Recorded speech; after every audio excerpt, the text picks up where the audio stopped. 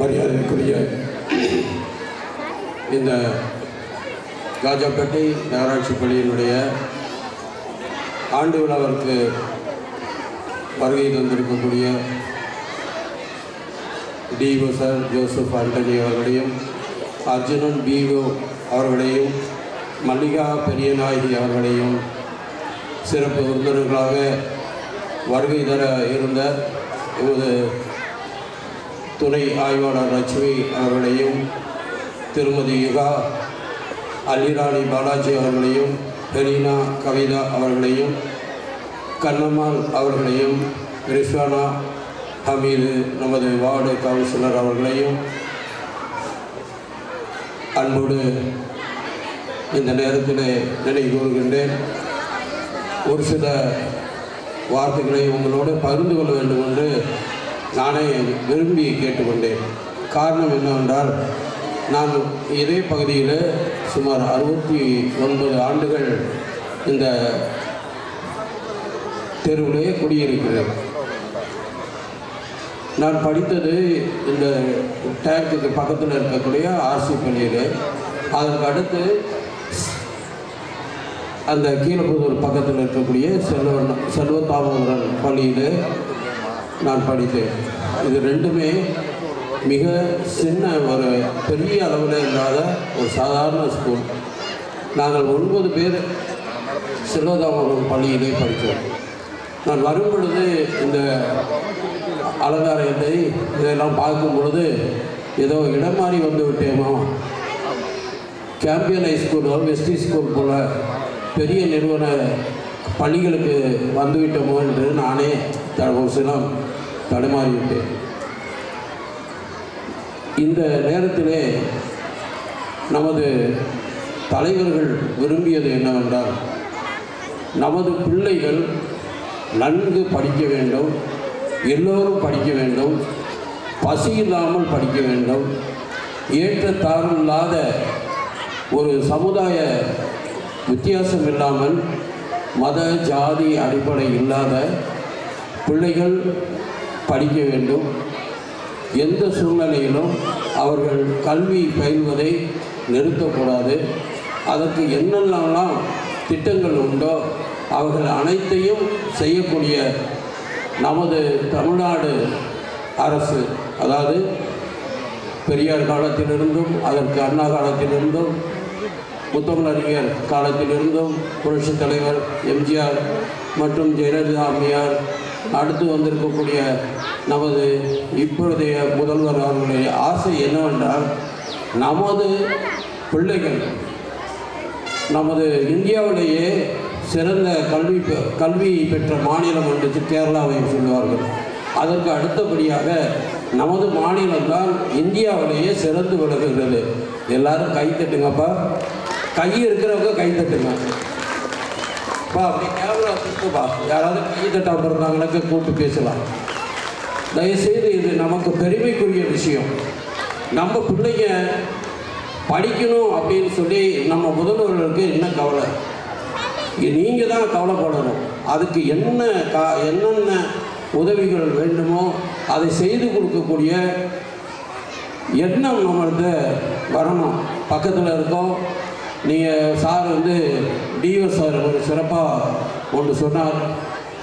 நமது முன்னாள் ஜனாதிபதி அவர்கள் டாக்டர் ஏபிஜே அப்துல் கலாம் அவர்கள் அரசு பள்ளியிலே படித்து உயர்ந்த இடத்துக்கு, அதாவது அனைத்து உலக நாடுகள் தலைவர்கள் எல்லோரும் போற்றக்கூடிய ஒரு நிலையை அடைந்தார் என்றால் இது அவருக்கு கிடைச்ச பரிசு இல்லைங்க, தமிழ்நாட்டில் இருக்கக்கூடிய இந்த திட்டம் தான்.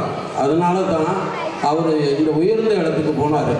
அதை அவர் எங்கே போயும் நான் அரசு பள்ளிக்கூடத்தில் படித்தேன் அப்படின்னு சொல்லி அவர் தலை குனிஞ்சதில்லை, தலை நிமிர்ந்து தான் நின்றார். உலகம் பூராக்கும் விண்வெளி ஆராய்ச்சி மையத்தின் மூலமாக இந்தியாவை தலை நிமிர்த்த செய்த ஒப்பற்ற தலைவர். படிக்காதவர் காமராஜர், ஆனால் உலகத்திலேயே பள்ளிகளை அதிகமாக கட்டி இந்த பிள்ளைகள் வயிறார உண்ண வேண்டும் என்று மதிய உணவு திட்டத்தை எல்லாம் கொண்டு வந்தவர், சீருடை கொடுத்தவர், இன்னும் அடுக்கிக் கொண்டே போகலாம். இதெல்லாம் நமக்கு கிடைச்ச பெரிய தலைவர்கள். இந்த வழியில் இந்த பள்ளிக்கூடத்தில் ஒரு சிறப்பு என்னவென்றால், அங்கே இருக்கக்கூடிய இந்த ஹெச்எம் மட்டுமல்ல, இங்கே இருக்கக்கூடிய மற்ற ஆசிரியர்கள் அனைவருமே பெண்கள். பெண்கள் தயவுசெய்து கைத்தட்டுங்கப்பா. இந்த பெண்களாக இருந்து கொண்டு இந்த பள்ளியை எந்த அளவுக்கு கொண்டு போகணும் அப்படின்ற நோக்கத்தை பார்க்கும்போது கொஞ்சம் மனசு அவங்கள எப்படி பாராட்டுறதுன்னு தெரியலங்க. அதாவது நம்ம டாக்டர் ஏபிஜே அப்துல் கலாம் அவர்கள் சொன்ன ஒரு வார்த்தை, கல்யாணம் ஆகிட்டா குழந்தை பிறக்கும், அது ஒரு சம்பவம்.